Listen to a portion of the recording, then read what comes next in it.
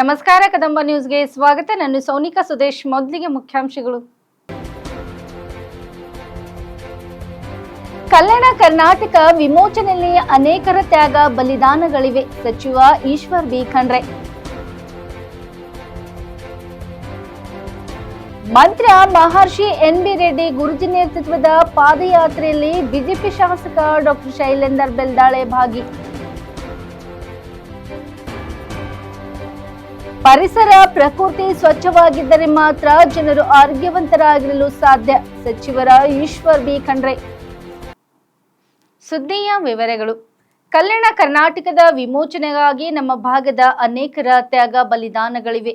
August 15ರಂದು ದೇಶಕ್ಕೆ ಸ್ವಾತಂತ್ರ್ಯ ಸಿಕ್ಕರೂ ನಮ್ಮ ಭಾಗಕ್ಕೆ ಸ್ವಾತಂತ್ರ್ಯ ಸಿಕ್ಕಿರಲಿಲ್ಲ. ಈ ಭಾಗದ ಜನರ ಹೋರಾಟದ ಫಲವಾಗಿ 13 ತಿಂಗಳು ತಡವಾಗಿ ನಮಗೆ ಸ್ವಾತಂತ್ರ್ಯ ಸಿಕ್ಕಿತು ಎಂದು ಅರಣ್ಯ, ಪರಿಸರ ಮತ್ತು ಜೀವಿಶಾಸ್ತ್ರ ಹಾಗೂ ಬೀದರ್ ಜಿಲ್ಲಾ ಉಸ್ತುವಾರಿ ಸಚಿವರಾದ ಈಶ್ವರ್ ಬಿ ಖಂಡ್ರೆ ಹೇಳಿದರು. ಅವರು ಮಂಗಳವಾರ ಜಿಲ್ಲಾ ನೆಹರು ಕ್ರೀಡಾಂಗಣದ ಬೀದರ್ನಲ್ಲಿ ಜಿಲ್ಲಾಡಳಿತ ಬೀದರ್ ವತಿಯಿಂದ ಹಮ್ಮಿಕೊಂಡಿದ್ದ ಕಲ್ಯಾಣ ಕರ್ನಾಟಕ ಉತ್ಸವ ದಿನಾಚರಣೆಯಲ್ಲಿ ರಾಷ್ಟ್ರ ಧ್ವಜಾರೋಹಣ ನೆರವೇರಿಸಿ ಮಾತನಾಡಿದರು. ಅಂದಿನ ಬ್ರಿಟಿಷರ ಒಡೆದಾಳುವ ನೀತಿಯಿಂದ ಭಾರತದ 565 ಸಂಸ್ಥಾನಗಳು ತಮಗೆ ಇಷ್ಟವಾದ ಕಡೆ ಸೇರಬಹುದು ಎಂದು ಹೇಳಿ ನಮ್ಮ ದೇಶಕ್ಕೆ ಸ್ವಾತಂತ್ರ್ಯ ನೀಡಿದಾಗ ಹೈದರಾಬಾದಿನ ನಿಜಾಮರು ಪಾಕಿಸ್ತಾನಕ್ಕೆ ಸೇರುವುದಾಗಿ ಹೇಳಿದರು. ನಿಜಾಮರ ರಾಜಕಾರರ ಪಡೆ ಈ ಭಾಗದ ಹಳ್ಳಿಗಳಿಗೆ ಹೋಗಿ ಜನರ ಮೇಲೆ ನಿರಂತರ ದೌರ್ಜನ್ಯ, ಮನೆಗಳ ಲೂಟಿ ಮಾಡಿದರು. ಗೋರ್ಟ ಹತ್ಯಾಕಾಂಡದ ಅನೇಕ ಘಟನೆಗಳು ಜರುಗಿದವು. ರಾಮಾನಂದ ತೀರ್ಥ ನೇತೃತ್ವದಲ್ಲಿ ನಮ್ಮ ಭಾಗದ ಅನೇಕರು ಕಲ್ಯಾಣ ಕರ್ನಾಟಕದ ವಿಮೋಚನೆಗಾಗಿ ಹೋರಾಡಿದ್ದಾರೆ. ಶರಣಗೌಡ ಇನಾಮದಾರ್, ರಾಜ ವೆಂಕಟಪ್ಪ ನಾಯಕ್, ಶಿವಮೂರ್ತಿ ಸ್ವಾಮಿ ಅಳವಂಡಿ, ಮಠಮಾರಿ ನಾಗಪ್ಪ, ನಾರಾಯಣರಾವ್ ಕಾನಿಹಾಳ್, ನಮ್ಮ ತಂದೆಯವರಾದ ಭೀಮಣ್ಣ ಖಂಡ್ರೆ, ಡಾಕ್ಟರ್ ಚರ್ಚಿಹಾಳ್ ಮಠ್, ರಾಮಚಂದ್ರ ವೀರಪ್ಪ, ಕಪ್ತಪ್ಪ ಬೇಳೆ, ಆರ್.ವಿ. ಬೀಡಪ್ಪ, ಅಮರಸಿಂಹ ರಾಠೋಡ್, ಪುಂಡ್ಲಿಕಪ್ಪ ಜ್ಞಾನಮೋಠೆ ಸೇರಿದಂತೆ ಹಲವರು ಜನರು ಹೋರಾಟ ಮಾಡಿದ್ದು ಅವರನ್ನು ಇಂದು ನಾವು ಸ್ಮರಿಸಬೇಕಿದೆ ಎಂದರು. ಉಕ್ಕಿನ ಮನುಷ್ಯ ಸರ್ದಾರ್ ವಲ್ಲಭಾಯಿ ಪಟೇಲರ ದೃಢ ನಿರ್ಧಾರದಿಂದ ನಮ್ಮ ಭಾಗಕ್ಕೆ ಸ್ವಾತಂತ್ರ್ಯ ದೊರಕಿತ್ತು. ಇಂದು ಈ ಭಾಗದ ಹಬ್ಬದ ದಿನವಾಗಿದೆ. ಆಗಸ್ಟ್ 15ರಂದು ದೇಶಕ್ಕೆ ಸ್ವಾತಂತ್ರ್ಯ ಸಿಕ್ಕಿರುವ ನಮ್ಮ ಭಾಗದ ಬೀದರ್, ಕಲಬುರಗಿ ಹಾಗೂ ರಾಯಚೂರು ಜಿಲ್ಲೆಗಳಿಗೆ ಸ್ವಾತಂತ್ರ್ಯ ಸಿಕ್ಕಿರಲಿಲ್ಲ. ಬೀದರ್ ಜಿಲ್ಲೆ ಒಂದು ಕಾಲದಲ್ಲಿ 2 ಸಾಮ್ರಾಜ್ಯಗಳಿವೆ ರಾಜಧಾನಿಯಾಗಿತ್ತು. ಬೀದರಿ ಕಲೆ ನಮ್ಮ ಜಿಲ್ಲೆಯ ಹೆಗ್ಗಳಿಕೆಯಾಗಿದೆ. ಮೊಹಮ್ಮದ್ ಗವರ್ನರ ಕಾಲದಲ್ಲಿ ಬೀದರ್ನಲ್ಲಿ ಅಂತಾರಾಷ್ಟ್ರೀಯ ವಿಶ್ವವಿದ್ಯಾಲಯ ಇತ್ತು. ಜಗತ್ತಿಗೆ ಸಾಮಾಜಿಕ ನ್ಯಾಯ ಕೊಟ್ಟ ಪ್ರಥಮ ಸಂಸತ್ತಿನ ಪರಿಕಲ್ಪನೆ ನೀಡಿದ್ದು ಬಸವ ಕಲ್ಯಾಣದ ಅನುಭವ ಮಂಟಪ, ವಡ್ಡರಾಧನೆ, ಮಿತಾಕ್ಷರ ಸಂಹಿತೆ ಪುಸ್ತಕಗಳು ಇದೇ ಜಿಲ್ಲೆಯಲ್ಲಿ ಬರೆಯಲ್ಪಟ್ಟಿದೆ ಎಂಬುದು ಹೆಮ್ಮೆಯ ಸಂಗತಿಯಾಗಿದೆ ಎಂದರು. ಇಂದು ಬೆಳಗ್ಗೆ ಸರ್ದಾರ್ ವಲ್ಲಭಾಯಿ ಪಟೇಲರ ಭಾವಚಿತ್ರದ ಮೆರವಣಿಗೆ ಬಸವೇಶ್ವರ ವೃತ್ತದಿಂದ ಜಿಲ್ಲಾ ನೆಹರು ಕ್ರೀಡಾಂಗಣದವರೆಗೆ ನಡೆಯಿತು. ಎಸ್ಎಸ್ಎಲ್ಸಿ ಹಾಗೂ ಪಿಯುಸಿಯಲ್ಲಿ ಅತಿ ಹೆಚ್ಚು ಅಂಕ ಗಳಿಸಿದ ಪ್ರತಿಭಾವಂತ ಮಕ್ಕಳಿಗೆ ಜಿಲ್ಲಾ ಉಸ್ತುವಾರಿ ಸಚಿವರು ಸನ್ಮಾನಿಸಿದರು. ವಿವಿಧ ಶಾಲಾ ಕಾಲೇಜಿನ ವಿದ್ಯಾರ್ಥಿಗಳಿಂದ ವಿವಿಧ ಸಾಂಸ್ಕೃತಿಕ ಕಾರ್ಯಕ್ರಮಗಳು ಜಿಲ್ಲಾ ನೆಹರು ಕ್ರೀಡಾಂಗಣದಲ್ಲಿ ಜರುಗಿದವು. ಈ ಕಾರ್ಯಕ್ರಮದಲ್ಲಿ ಬೀದರ್ ಸಂಸದರಾದ ಸಾಗರ್ ಖಂಡ್ರೆ, ಬೀದರ್ ದಕ್ಷಿಣ ಕ್ಷೇತ್ರದ ಶಾಸಕರಾದ ಡಾಕ್ಟರ್ ಶೈಲೇಂದರ್ ಕೆ ಬೆಲ್ದಾಳೆ, ನಗರಸಭೆ ಅಧ್ಯಕ್ಷರಾದ ಮೊಹಮ್ಮದ್ ಗೌಸ್, ಜಿಲ್ಲಾಧಿಕಾರಿ ಶಿಲ್ಪಾ ಶರ್ಮಾ, ಜಿಲ್ಲಾ ಪಂಚಾಯತ್ ಮುಖ್ಯ ಕಾರ್ಯನಿರ್ವಾಹಕ ಅಧಿಕಾರಿ ಡಾಕ್ಟರ್ ಗಿರೀಶ್ ಬೋದಲೆ, ಜಿಲ್ಲಾ ಪೊಲೀಸ್ ವರಿಷ್ಠಾಧಿಕಾರಿ ಪ್ರದೀಪ್ ಗುಂಟಿ, ಬೀದರ್ ಉಪ ಅರಣ್ಯ ಸಂರಕ್ಷಣಾಧಿಕಾರಿ ವಾನಾತಿ ಎಂ, ಅಪರ ಜಿಲ್ಲಾಧಿಕಾರಿ ಶಿವಕುಮಾರ್ ಶೀಲವನ್ ಸೇರಿದಂತೆ ಜಿಲ್ಲಾ ಮಟ್ಟದ ವಿವಿಧ ಇಲಾಖೆ ಅಧಿಕಾರಿಗಳು, ವಿವಿಧ ಶಾಲಾ ಕಾಲೇಜಿನ ವಿದ್ಯಾರ್ಥಿಗಳು, ಶಿಕ್ಷಕರು ಸೇರಿದಂತೆ ಹಲವಾರು ಜನರು ಉಪಸ್ಥಿತರಿದ್ದರು.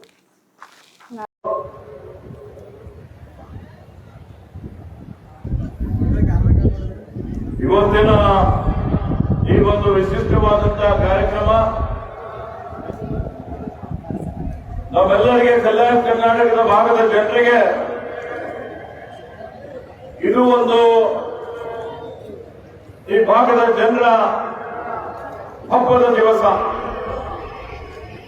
ನಾವೆಲ್ಲ ಯಾವ ರೀತಿಯಲ್ಲಿ ಸ್ವಾತಂತ್ರ್ಯೋತ್ಸವ ಆಚರಣೆ ಮಾಡ್ತೀವಿ, ಗಣರಾಜ್ಯೋತ್ಸವ ಆಚರಣೆ ಮಾಡ್ತೀವಿ, ಅಷ್ಟೇ ಮಹತ್ವ ಇರುವಂತದ್ದು ಕಲ್ಯಾಣ ಕರ್ನಾಟಕ ಉತ್ಸವ. ಈ ಕಲ್ಯಾಣ ಕರ್ನಾಟಕ ಉತ್ಸವದ ಇವತ್ತು ಕೇಂದ್ರ ಬಿಂದುಗಳು ಅಂತ ಹೇಳಿದ್ರೆ ಉಕ್ಕಿನ ಮನುಷ್ಯ ಅಂತ ಹೇಳಿ ಖ್ಯಾತಿ ಪಡೆದಂತ ಇವತ್ತು ನಮ್ಮ ಅಂದಿನ ಗೃಹ ಮಂತ್ರಿಗಳಾದ ವಲ್ಲಭಭಾಯಿ ಪಟೇಲ್ ಅವರಿಗೆ ನನ್ನ ನಮನಗಳನ್ನು ಸಲ್ಲಿಸುತ್ತಾ ಈ ರಾಷ್ಟ್ರಕ್ಕಾಗಿ ಹೋರಾಟ ಮಾಡಿ, ತ್ಯಾಗ ಮಾಡಿ, ಬಲಿದಾನ ಮಾಡಿ, ರಕ್ತ ಕೊಟ್ಟು ಅಸಂಖ್ಯಾತ ಜನ ಇವತ್ತು ತಮ್ಮ ಜೀವವನ್ನು ಕಳ್ಕೊಂಡಿದ್ದಂಥವರಿದ್ದಾರೆ. ರಾಷ್ಟ್ರಪಿತ ಮಹಾತ್ಮ ಗಾಂಧೀಜಿಯವರು, ನೆಹರೂಜಿಯವರು, ಸಂವಿಧಾನ ಶಿಲ್ಪಿ ಡಾಕ್ಟರ್ ಬಾಬಾ ಸಾಹೇಬ್ ಅಂಬೇಡ್ಕರ್ ಅವರು, ಇನ್ನಿತರ ಅನೇಕ ಜನ ಈ ರಾಷ್ಟ್ರಕ್ಕಾಗಿಯೂ ಅವರು ತ್ಯಾಗ ಮಾಡಿದ್ದಾರೆ. ಇವೆಲ್ಲ ಸ್ವಾತಂತ್ರ್ಯ ಸೇನಾನಿಗಳಿಗೆ ನನ್ನ ನಮನಗಳನ್ನು ಸಲ್ಲಿಸುತ್ತಾ ಇವತ್ತಿನ ಈ ಒಂದು ಕಾರ್ಯಕ್ರಮದಲ್ಲಿ ಮಾನ್ಯ ರಹೀಂ ಖಾನ್ ಅವರು ಬರಬೇಕಾಗಿತ್ತು. ಬಳ್ಳಾರಿಯಲ್ಲಿ ಧ್ವಜಾರೋಹಣ ಮಾಡಲಿಕ್ಕೆ ಅವರಿಗೆ ಸರ್ಕಾರ ಜವಾಬ್ದಾರಿ ವಹಿಸಿದೆ. ಸಂಸದರಾದಂತ ಮಾನ್ಯ ಸಾಗರ್ ಖಂಡ್ರೆ ಅವರೇ ಕಾರ್ಯಕ್ರಮದಲ್ಲಿ ಉಪಸ್ಥಿತರಿದ್ದು ಬೇರೆ ಕಾರ್ಯಕ್ರಮಕ್ಕೆ ನಿರ್ಗಮಿಸಿದಂತ ಶೈಲೇಂದ್ರ ಬೆದ್ದಾಳೆ ಅವರೇ, ಕಾರ್ಯಕ್ರಮದ ಆಯೋಜಕರು, ನಮ್ಮ ಜಿಲ್ಲಾಧಿಕಾರಿಗಳಾದ ಶ್ರೀಮತಿ ಶಿಲ್ಪಾ ಶರ್ಮಾ ಅವರೇ, ನಗರಸಭೆ ಅಧ್ಯಕ್ಷರಾದಂತ ಶ್ರೀ ಗೌಸುದ್ದೀನ್ ಅವರೇ, ಜಿಲ್ಲಾ ಪಂಚಾಯಿತಿಯ ಮುಖ್ಯ ಕಾರ್ಯನಿರ್ವಹಣಾಧಿಕಾರಿಯಾದ ಡಾಕ್ಟರ್ ದಿಲೀಪ್ ಬಡೋಲೆ ಅವರೇ, ಜಿಲ್ಲಾ ಪೊಲೀಸ್ ವರಿಷ್ಠಾಧಿಕಾರಿಗಳಾದ ಶ್ರೀ ಪ್ರದೀಪ್ ಕುಂಟೆ ಅವರೇ, ಜಿಲ್ಲಾ ಅರಣ್ಯ ಅಧಿಕಾರಿಗಳಾದ ಶ್ರೀಮತಿ ವಾನತಿ ಅವರೇ, ಉಪಸ್ಥಿತರಿರುವಂತಹ ಎಲ್ಲ ವೀರನ್ನ ಗಣ್ಯಮಾನ ವ್ಯಕ್ತಿಗಳೇ, ಮಾಧ್ಯಮದ ಮಿತ್ರರೇ, ಕವಾಯತ್ನಲ್ಲಿ ಭಾಗವಹಿಸಿದಂತ ಪೊಲೀಸ್ ಪಡೆಯವರು, ಅರಣ್ಯ ಇಲಾಖೆಯವರು, ನಮ್ಮ ಇವತ್ತು ಎಕ್ಸೈಸ್ ಇಲಾಖೆಯವರು, ಎನ್ಸಿಸಿ ಅವರು, ಸ್ಕೌಟ್ಸ್ ಅಂಡ್ ಗೈಡ್ಸ್ ನವರು, ಇವತ್ತೆಲ್ಲ 10 ತುಕಡಿಗಳ ಎಲ್ಲ ನಮ್ಮ ಸಿಬ್ಬಂದಿಯವರೇ, ಈ ಕಾರ್ಯಕ್ರಮದ ಕೇಂದ್ರ ಬಿಂದುಗಳು ಅಂದ್ರೆ ನಮ್ಮ ದೇಶದ ಭವಿಷ್ಯದ ಪ್ರಜೆಗಳು. ನೀವೆಲ್ಲ ಇಲ್ಲಿ ಕೂತಿದ್ದೀರಿ, ವಿದ್ಯಾರ್ಥಿನಿಯರು ಮತ್ತು ಎಲ್ಲ ಇಲಾಖೆಯ ನಮ್ಮ ಅಧಿಕಾರಿಗಳು, ಸಿಬ್ಬಂದಿ ವರ್ಗದವರು, ಇವತ್ತೆಲ್ಲರಿಗೆ ಸಮಸ್ತ ಕಲ್ಯಾಣ ಕರ್ನಾಟಕದ ಎಲ್ಲ ಜನರಿಗೆ ನನ್ನ ಪರವಾಗಿ ಕಲ್ಯಾಣ ಕರ್ನಾಟಕ ಉತ್ಸವದ ಹಾರ್ದಿಕ ಅಭಿನಂದನೆ ಮತ್ತು ಶುಭಾಶಯಗಳನ್ನು ಕೋರ್ತಾ ಇದ್ದಾರೆ. ಆತ್ಮೀಯರೇ, ಇವತ್ತು ಈ ದೇಶಕ್ಕೆ 15ನೇ ಆಗಸ್ಟ್ 1947ರಲ್ಲಿ ಸ್ವಾತಂತ್ರ್ಯ ಸಿಕ್ತು. ನಮ್ಮ ದೇಶಕ್ಕೆ ಸ್ವಾತಂತ್ರ್ಯ ಸಿಕ್ಕರು ಈ ಭಾಗದಲ್ಲಿ, ನಮ್ಮ ಭಾಗಕ್ಕೆ ಈ ಹಿಂದೆ ನೈಜಾಮರ ಆಡಳಿತದಲ್ಲಿತ್ತು. ಈ ಭಾಗಕ್ಕೆ ಬೀದರ್, ಕಲಬುರಗಿ, ರಾಯಚೂರು ಈ ಒಂದು ಜಿಲ್ಲೆಗಳಿಗೆ ಸ್ವಾತಂತ್ರ್ಯ ಸಿಕ್ಕಿರಲಿಲ್ಲ. ಯಾಕೆಂದ್ರೆ ಅಂದಿನ ಬ್ರಿಟಿಷ್ ಸರ್ಕಾರ ಸ್ವಾತಂತ್ರ್ಯ ಕೊಡುವಂತಹ ಸಂದರ್ಭದಲ್ಲಿಯೂ ಒಡೆದಾಳು ನೀತಿ ಅನುಸರಿಸಿ ಈ ರಾಷ್ಟ್ರದಲ್ಲಿ 565 ಸಂಸ್ಥೆಗಳಿದ್ದು, ರಾಜ ಮಹಾರಾಜರ ಸಣ್ಣ ಪುಟ್ಟ ಎಲ್ಲ ದೊಡ್ಡ ಸಂಸ್ಥೆಗಳು. ಅವೆಲ್ಲ ಸಂಸ್ಥೆಗಳು ಅವರಿಗೆ ಬ್ರಿಟಿಷರನ್ನು ಕರೆ ಕೊಟ್ಟರು, ನೀವು ಭಾರತದ ಒಕ್ಕೂಟದಲ್ಲಾದ್ರೂ ಭಾಗಿಯಾಗ್ರಿ, ಅಥವಾ ನೀವು ಪಾಕಿಸ್ತಾನದಲ್ಲಾದ್ರೂ ಹೋಗ್ರಿ, ಅಥವಾ ಸ್ವತಂತ್ರವಾಗಿರಿ ಅಂತ ಹೇಳಿದ್ರು. ಆ ಕಾರಣಕ್ಕಾಗಿ ಈ ಭಾಗದ ಅಂದಿನ ರಾಜ ಅಂದ್ರೆ ನೈಜಾಮ ಇವತ್ತು ನಾನು ಭಾರತ ಒಕ್ಕೂಟದಲ್ಲಿ ಸೇರ್ಪಡೆ ಆಗೋದಿಲ್ಲ ಅಂತ ಹೇಳಿ ಘೋಷಣೆ ಮಾಡಿದ್ರು. ಅಂತಹ ಸಂದರ್ಭದಲ್ಲಿ ಇವತ್ತು ಈ ಭಾಗದಲ್ಲಿ 1947 15 ಆಗಸ್ಟ್ ನಂತರ ಏನ್ ನಮಗೆ ನಾವೆಲ್ಲ ವಿಮುಕ್ತಿ ಆದಿವಿ 17ನೇ ಸೆಪ್ಟೆಂಬರ್ಗೆ, ಅಲ್ಲಿವರೆಗೆ ಜನರ ಮೇಲೆ ಬಹಳ ಅನ್ಯಾಯ, ಅತ್ಯಾಚಾರ, ದೌರ್ಜನ್ಯ ಆಯಿತು. ಇದು ರಾಜಪ್ರಭುತ್ವ ಮುಂದುವರಿಸಿಕೊಂಡು ಹೋಗಬೇಕು ಅಂತ ಹೇಳಿ, ಯಾವುದೇ ಜಾತಿ ಮತ ಧರ್ಮ ಅಂತಲ್ಲ. ಆದರೆ ಅಂತ ಸಂದರ್ಭದಲ್ಲಿ ನೈಜಾಮನ ಒಂದು ಖಾಸಗಿ ಸೈನ್ಯ ಮೀರ್ ಕಾಸಿಂ ರಿಜ್ವಿ ನೇತೃತ್ವದಲ್ಲಿ ಈ ಭಾಗದ ಜನರಿಗೆ ದಬ್ಬಾಳಿಕೆ ಮಾಡಬೇಕು, ಅನ್ಯಾಯ ಮಾಡಬೇಕು, ಅವರಿಗೆ ಎದುರಿಸಬೇಕು, ಬೆದರಿಸಬೇಕು ಅಂತ ಹೇಳಿ ಅವರ ಅನಧಿಕೃತವಾದಂತಹ ಸೈನ್ಯ ನೈಜಾಮನ ಒಂದು ಸಹಕಾರದಿಂದ, ಸಹಯೋಗದಿಂದ ಈ ಭಾಗದಲ್ಲಿ ಹಳ್ಳಿಗಳಲ್ಲಿ ಹೋಗಿ ಜನರ ಮನೆ ಲೂಟಿ ಮಾಡುವಂಥದ್ದು, ಇವತ್ತು ಅವರ ಮನೆಗಳನ್ನು ಸುಡುವಂಥದ್ದು, ಹೆದರಿಸುವಂಥದ್ದು, ಅತ್ಯಾಚಾರ, ದೌರ್ಜನ್ಯ ಮಾಡುವಂಥದ್ದು ನಿರಂತರವಾಗಿ ನಡೀತಾ ಹೋಯಿತು. ಅಂತ ಸಂದರ್ಭದಲ್ಲಿ ರಜಾಕಾರರ ವಿರುದ್ಧ, ನೈಜಾಮನ ವಿರುದ್ಧ ರಮಾನಂದ್ ತೀರ್ಥ ಅವರ ನಾಯಕತ್ವದಲ್ಲಿ ಸುಮಾರು ಜನ, ಈ ಭಾಗದ ಜನ ಇವತ್ತು ಹೋರಾಟ ಮಾಡಿದ್ದಾರೆ. ಅನೇಕ ಜನ ಅವರ ದಬ್ಬಾಳಿಕೆಗೆ ಆ ಸಂದರ್ಭದಲ್ಲಿ ಹುತಾತ್ಮರಾಗಿದ್ದಾರೆ.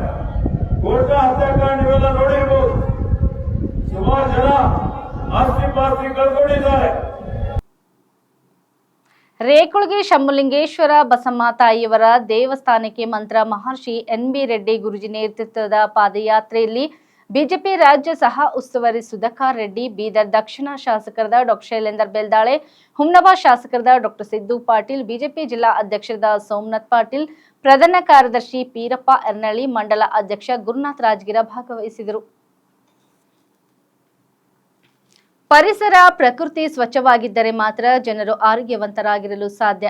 ವಾಯು ಮಾಲಿನ್ಯ, ಪರಿಸರ ಮಾಲಿನ್ಯವನ್ನು ತಡೆಗಟ್ಟುವುದು ನಮ್ಮೆಲ್ಲರ ಜವಾಬ್ದಾರಿಯಾಗಿದೆ ಎಂದು ಅರಣ್ಯ, ಪರಿಸರ ಮತ್ತು ಜೀವಿಶಾಸ್ತ್ರ ಹಾಗೂ ಜಿಲ್ಲಾ ಉಸ್ತುವಾರಿ ಸಚಿವರಾದ ಈಶ್ವರ್ ಬಿ ಖಂಡ್ರೆ ಹೇಳಿದರು. ಅವರು ಮಂಗಳವಾರ ಬೀದರ್ ಕೋಟೆ ಆವರಣದಲ್ಲಿ ಗ್ರಾಮೀಣ ಅಭಿವೃದ್ಧಿ ಮತ್ತು ಪಂಚಾಯತ್ ರಾಜ್ ಇಲಾಖೆ, ಜಿಲ್ಲಾ ಪಂಚಾಯತ್ ಬೀದರ್, ನಗರಸಭೆ ಬೀದರ್ ವತಿಯಿಂದ ಸೆಪ್ಟೆಂಬರ್ 14ರಿಂದ ಅಕ್ಟೋಬರ್ 2ರವರೆಗೆ ನಡೆಯುವ ಸ್ವಚ್ಛತಾ ಹಿ ಸೇವಾ, ಸ್ವಚ್ಛತೆಯೇ ಸೇವಾ ಕಾರ್ಯಕ್ರಮಕ್ಕೆ ಚಾಲನೆ ನೀಡಿ ಮಾತನಾಡಿದರು. ಗ್ರಾಮೀಣ ಮಟ್ಟದಲ್ಲಿ ಗ್ರಾಮ ಪಂಚಾಯತ್ ಅಭಿವೃದ್ಧಿ ಅಧಿಕಾರಿಗಳು, ಕಾರ್ಯದರ್ಶಿಗಳು, ಸ್ವಚ್ಛತಾ ಕಾರ್ಮಿಕರು ಸ್ವಚ್ಛತೆ ಬಗ್ಗೆ ಹೆಚ್ಚಿನ ಗಮನ ಹರಿಸಬೇಕು. ಗ್ರಾಮೀಣ ಭಾಗದಲ್ಲಿ ಗ್ರಾಮ ಪಂಚಾಯತ್ ವತಿಯಿಂದ ಎಲ್ಲ ಮನೆಗಳಲ್ಲಿ ಶೌಚಾಲಯ ನಿರ್ಮಿಸಿದರೂ ಸಹ ಬಳಕೆ ಆಗುತ್ತಿಲ್ಲ. ಪರಿಸರ ಮಾಲಿನ್ಯದ ಬಗ್ಗೆ ಜನರಲ್ಲಿ ಜಾಗೃತಿ ಮೂಡಿಸುವುದು ಅಗತ್ಯವಾಗಿದೆ. ಸ್ಥಳೀಯ ಸಂಸ್ಥೆಗಳಾದ ಪುರಸಭೆ, ಪಟ್ಟಣ ಪಂಚಾಯತ್, ನಗರಸಭೆಗಳಲ್ಲಿ ನೈರ್ಮಲ್ಯ ಅಧಿಕಾರಿಗಳು ಸ್ವಚ್ಛತೆ ಬಗ್ಗೆ ಗಮನ ಹರಿಸುವುದು ಮುಖ್ಯ ಜವಾಬ್ದಾರಿಯಾಗಿದೆ. ನಗರಸಭೆಗಳು ಮಲತ್ಯಾಜ್ಯ, ಘನತ್ಯಾಜ್ಯ, ಒಣತ್ಯಾಜ್ಯಗಳನ್ನು ಹಾಗೂ ಕೊಳಚೆ ನೀರು ಸರಾಗವಾಗಿ ಹೋಗುವಂತೆ ನೋಡಿಕೊಳ್ಳಬೇಕು ಮತ್ತು ಕೊಳಚೆ ನೀರು ಶುದ್ಧೀಕರಣ ಮಾಡಿ ಕೃಷಿ ಹಾಗೂ ಕಟ್ಟಡ ನಿರ್ಮಾಣ ಇತರೆ ಕಾರ್ಯಗಳಿಗೆ ಬಳಸಬಹುದಾಗಿದೆ ಎಂದರು. ಜಿಲ್ಲಾ ಪಂಚಾಯತ್ ಮುಖ್ಯ ಕಾರ್ಯನಿರ್ವಾಹಕ ಅಧಿಕಾರಿಗಳಾದ ಡಾ ಗಿರೀಶ್ ಬೊದಲೆ ಅವರು ಮಾತನಾಡಿ, ಸೆಪ್ಟೆಂಬರ್ 14ರಿಂದ ಅಕ್ಟೋಬರ್ 2ರವರೆಗೆ ನಡೆಯುವ ಸ್ವಚ್ಛತೆಯೇ ಸೇವಾ ಕಾರ್ಯಕ್ರಮಕ್ಕೆ ಗ್ರಾಮ ಪಂಚಾಯತ್, ಜಿಲ್ಲಾ ಪಂಚಾಯತ್, ನಗರಸಭೆ ಸೇರಿದಂತೆ ಎಲ್ಲ ಕಚೇರಿಗಳಲ್ಲಿ ಶ್ರಮದಾನ ಮಾಡಲು ಅಧಿಕಾರಿ ಸಿಬ್ಬಂದಿಗಳು ಸಹಭಾಗಿತ್ವ ಮುಖ್ಯವಾಗಿದೆ ಎಂದರು. ಇದೇ ಸಂದರ್ಭದಲ್ಲಿ ಮರ್ಕಲ್, ಅಮ್ಲಾಪುರ್, ಗಾದ್ಗಿ, ಅಷ್ಟೂರ್ ಈ 4 ಗ್ರಾಮ ಪಂಚಾಯತ್ ಸ್ವಚ್ಛತಾ ಕಾರ್ಮಿಕರಿಗೆ ಸ್ವಚ್ಛತಾ ಕಿಟ್ಗಳನ್ನು ವಿತರಿಸಿದರು ಹಾಗೂ ಅಧಿಕಾರಿ ಸಿಬ್ಬಂದಿಗಳಿಗೆ ಸ್ವಚ್ಛತಾ ಸೇವಾ ಕುರಿತು ಪ್ರಮಾಣ ವಚನ ಬೋಧಿಸಿದರು. ಈ ಕಾರ್ಯಕ್ರಮದಲ್ಲಿ ಜಿಲ್ಲಾಧಿಕಾರಿಗಳಾದ ಶಿಲ್ಪಾ ಶರ್ಮಾ, ಜಿಲ್ಲಾ ಪೊಲೀಸ್ ವರಿಷ್ಠಾಧಿಕಾರಿಗಳಾದ ಪ್ರದೀಪ್ ಗುಂಟಿ, ನಗರ ಅಭಿವೃದ್ಧಿ ಕೋಶದ ನಿರ್ದೇಶಕರಾದ ಮೋತಿಲಾಲ್, ನಗರಸಭೆ ಆಯುಕ್ತರಾದ ಶಿವರಾಜ ರಾಠೋಡ್, ತಾಲೂಕಾ ಪಂಚಾಯತ್ ಕಾರ್ಯನಿರ್ವಾಹಕ ಅಧಿಕಾರಿಗಳಾದ ಕಿರಣ್ ಪಾಟೀಲ್, ಜಿಲ್ಲಾ ಪಂಚಾಯತ್ ಸ್ವಚ್ಛ ಭಾರತ್ ನೋಡಲ್ ಅಧಿಕಾರಿ, ಉಪ ಕಾರ್ಯದರ್ಶಿ ಮುಕ್ಕಣ್ಣ ಕರಿಗೇರ, ಜಿಲ್ಲಾ ಹಾಗೂ ತಾಲೂಕಾ ಮಟ್ಟದ ಅಧಿಕಾರಿಗಳು ಸೇರಿದಂತೆ ಪೌರ ಕಾರ್ಮಿಕರು, SSG ಸ್ವಸಹಾಯ ಸಂಘದ ಮುಖ್ಯ ಪುಸ್ತಕ ಬರಹಗಾರರು, ಕೃಷಿ ಸಖಿ, ಪಶು ಸಖಿ, LCRP ಮಹಿಳಾ ಸ್ವಸಹಾಯ ಸಂಘದ ಸದಸ್ಯರು, ಸ್ವಚ್ಛವಾಹಿ ವಾಹನ ಚಾಲಕರು ಮತ್ತು ಸ್ವಚ್ಛತಾಗಾರರು ಉಪಸ್ಥಿತರಿದ್ದರು. ದೆಹಲಿಯಲ್ಲಿ ನಡೆಯುತ್ತಿರುವ ರಾಜಕೀಯ ಚಟುವಟಿಕೆಗಳ ನಡುವೆಯೇ ದೆಹಲಿ AAP ಶಾಸಕಾಂಗ ಪಕ್ಷದ ನಾಯಕಿ ಮತ್ತು ನೂತನ CM ಆಗಿ ಆಯ್ಕೆಯಾದ ಅತೀಶ್ ಮೊದಲ ಬಾರಿಗೆ ಮಾಧ್ಯಮಗಳನ್ನು ಉದ್ದೇಶಿಸಿ ಮಾತನಾಡಿದರು. ಅಬಕಾರಿ ನೀತಿ ಹಗರಣದಲ್ಲಿ ಜಾಮೀನು ಪಡೆದಿರುವ ಅರವಿಂದ್ ಕೇಜ್ರಿವಾಲ್ ಸಿಎಂ ಸ್ಥಾನಕ್ಕೆ ರಾಜೀನಾಮೆ ನೀಡುವುದಾಗಿ ಘೋಷಿಸಿದ್ದು ಚುನಾವಣೆಗೆ ಮುಂದಾಗಿದ್ದಾರೆ. ಈ ನಡುವೆ ಕೇಜ್ರಿವಾಲ್ ರಾಜೀನಾಮೆಯಿಂದ ತೆರವಾಗುವ ಸಿಎಂ ಸ್ಥಾನಕ್ಕೆ ಇಂದು ಆಯ್ಕೆ ಪ್ರಕ್ರಿಯೆ ನಡೆದಿದ್ದು ದೆಹಲಿ ಸಚಿವೆ ಅತೀಶ್ ಅವರನ್ನು ಸಿಎಂ ಸ್ಥಾನಕ್ಕೆ ಆಯ್ಕೆ ಮಾಡಲಾಗಿದೆ. ಈ ಬಗ್ಗೆ ಸ್ವತಃ ಅರವಿಂದ್ ಕೇಜ್ರಿವಾಲ್ ಮಾಹಿತಿ ನೀಡಿದ್ದಾರೆ. ಈ ಬೆಳವಣಿಗೆ ಬೆನ್ನಲ್ಲೇ ಸುದ್ದಿಗಾರರೊಂದಿಗೆ ಮಾತನಾಡಿದ ಅತೀಶ್ ತಮ್ಮನ್ನು ಸಿಎಂ ಸ್ಥಾನಕ್ಕೆ ಆಯ್ಕೆ ಮಾಡಿದ ಅರವಿಂದ್ ಕೇಜ್ರಿವಾಲ್ಗೆ ಧನ್ಯವಾದ ಹೇಳಿದರು. ಮೊದಲು ನಾನು ದೆಹಲಿಯ ಜನಪ್ರಿಯ ಸಿಎಂ ಆಫ್ ರಾಷ್ಟ್ರೀಯ ಸಂಚಾಲಕ ಮತ್ತು ನನ್ನ ಗುರು ಅರವಿಂದ್ ಕೇಜ್ರಿವಾಲ್ ಅವರಿಗೆ ಧನ್ಯವಾದ ಹೇಳಲು ಬಯಸುತ್ತೇನೆ. ಅವರು ನನ್ನ ಮೇಲೆ ನಂಬಿಕೆ ಇರಿಸಿ ಅಂತಹ ದೊಡ್ಡ ಜವಾಬ್ದಾರಿಯನ್ನು ನೀಡಿದ್ದಾರೆ. ಇದು ಕೇವಲ ಅರವಿಂದ್ ಕೇಜ್ರಿವಾಲ್ ನೇತೃತ್ವದಲ್ಲಿ ಎಎಪಿಯಲ್ಲಿ ಮಾತ್ರ ನಡೆಯಲು ಸಾಧ್ಯ. ನಾನು ಸಾಮಾನ್ಯ ಕುಟುಂಬದಿಂದ ಬಂದ ಹೆಣ್ಣು ಮಗಳಾಗಿದ್ದು ನನಗೆ ಟಿಕೆಟ್ ನೀಡುವುದು ಕೂಡ ಕಷ್ಟ ಸಾಧ್ಯವಿತ್ತು. ಆದರೆ ಅರವಿಂದ್ ಕೇಜ್ರಿವಾಲ್ ಅವರು ನನ್ನನ್ನು ನಂಬಿ ಶಾಸಕಿ ಸಚಿವೆಯಾಗಿ ಮಾಡಿ ಈಗ ನನಗೆ ಸಿಎಂ ಜವಾಬ್ದಾರಿಯನ್ನು ನೀಡಿದ್ದಾರೆ. ನನ್ನ ಮೇಲೆ ಅರವಿಂದ್ ಕೇಜ್ರಿವಾಲ್ ಅಂತಹ ನಂಬಿಕೆ ಇಟ್ಟಿದ್ದಕ್ಕೆ ನನಗೆ ಸಂತೋಷವಾಗಿದೆ. ದೆಹಲಿ ಸಿಎಂ ಮತ್ತು ನನ್ನ ಅಣ್ಣ ಅರವಿಂದ್ ಕೇಜ್ರಿವಾಲ್ ರಾಜೀನಾಮೆ ನೀಡುತ್ತಿದ್ದಾರೆ. ದೆಹಲಿಯ ಏಕೈಕ ಮುಖ್ಯಮಂತ್ರಿ ಎಂದರೆ ಅದು ಅರವಿಂದ್ ಕೇಜ್ರಿವಾಲ್ ಮಾತ್ರ ಎಂದು ನಾನು ಇಂದು ಎಲ್ಲ ಎಎಪಿ ಶಾಸಕರು ಮತ್ತು ದೆಹಲಿಯ 2 ಕೋಟಿ ಜನರ ಪರವಾಗಿ ನಾನು ಹೇಳಲು ಬಯಸುತ್ತೇನೆ ಎಂದರು. ಫಿರೋಜಾಬಾದ್ ಉತ್ತರ ಪ್ರದೇಶದ ಫಿರೋಜಾಬಾದ್ ಜಿಲ್ಲೆಯ ಪಟಾಕಿ ಕಾರ್ಖಾನೆಯೊಂದರಲ್ಲಿ ಸ್ಫೋಟ ಸಂಭವಿಸಿ 2 ಮಕ್ಕಳು, ಮಹಿಳೆ ಸೇರಿದಂತೆ 5 ಸಾವನ್ನಪ್ಪಿದ್ದಾರೆ ಎಂದು ಪೊಲೀಸರು ಮಂಗಳವಾರ ತಿಳಿಸಿದ್ದಾರೆ. ಸೋಮವಾರ ರಾತ್ರಿ ಶಿಕೋಹಾಬಾದ್ ಪೊಲೀಸ್ ಠಾಣಾ ವ್ಯಾಪ್ತಿ ನೌಶಾರಾ ಪ್ರದೇಶದಲ್ಲಿರುವ ಕಾರ್ಖಾನೆಯಲ್ಲಿ ಈ ಘಟನೆ ನಡೆದಿದ್ದು ಘಟನೆಯಲ್ಲಿ 11 ಮಂದಿ ಗಾಯಗೊಂಡಿದ್ದಾರೆ. ಮೃತರ ಶವಗಳನ್ನು ಮರಣೋತ್ತರ ಪರೀಕ್ಷೆಗೆ ಕಳುಹಿಸಲಾಗಿದ್ದು ಗಾಯಾಳುಗಳನ್ನು ಆಸ್ಪತ್ರೆಗೆ ದಾಖಲಿಸಲಾಗಿದೆ ಎಂದು ಅಧಿಕಾರಿಗಳು ತಿಳಿಸಿದ್ದಾರೆ. ಪಟಾಕಿ ಸಂಗ್ರಹಿಸಿದ ಮನೆಯೊಂದರಲ್ಲಿ ಸ್ಫೋಟ ಸಂಭವಿಸಿದೆ. ಇದರಿಂದಾಗಿ ಮನೆ ಸಮೀಪದ ಮೇಲ್ಛಾವಣಿ ಕುಸಿದಿದೆ. ಪೊಲೀಸರು ಆವೇಶಗಳಡಿ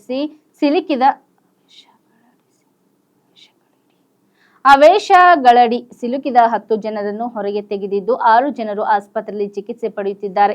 4 ಸಾವನ್ನಪ್ಪಿದ್ದಾರೆ. ಹೆಚ್ಚಿನ ರಕ್ಷಣಾ ಕಾರ್ಯಾಚರಣೆ ಇನ್ನೂ ನಡೆಯುತ್ತಿದೆ ಎಂದು ಆಗ್ರಾ ರೇಂಜ್ ಐಜಿ ದೀಪಕ್ ಕುಮಾರ್ ತಿಳಿಸಿದ್ದಾರೆ. ಸ್ಫೋಟದಿಂದಾಗಿ ಮನೆ ಕುಸಿದಿದ್ದು ಹಲವಾರು ಆವೇಶಗಳಡಿ ಸಿಲುಕಿರುವ ಶಂಕೆ ವ್ಯಕ್ತವಾಗಿದೆ ಎಂದು ಪೊಲೀಸರು ತಿಳಿಸಿದ್ದಾರೆ.